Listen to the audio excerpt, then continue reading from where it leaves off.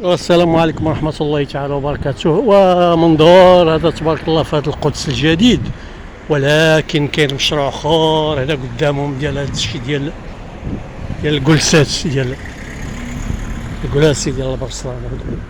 باقي هذا الشيء فيه الخدمة.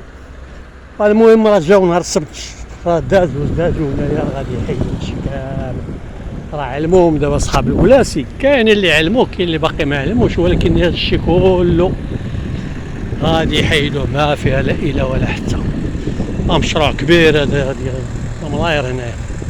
المهم راه جاو هنايا باش يسجلوا داك الشيء اللي كاين، المخالفات اللي كاينين، اللي عنده الملك العمومي يحيد من الملك العمومي صافي.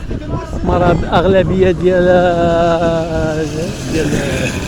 الكلاسي اللي كاينين هنايا، الاغلبيه ديالهم ما غيبقاوش، لان هادشي باين، هادشي لان مشروع كبير غادي يكون فيه مشروع سكني ولا شي مشروع كبير.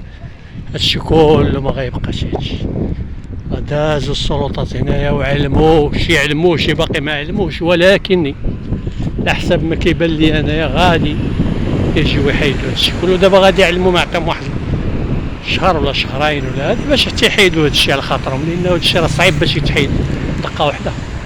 والمهم فيديو الجاي ان شاء الله الرحمن الرحيم نعطيكم التفاصيل على هادشي كامل اللي غادي يكون.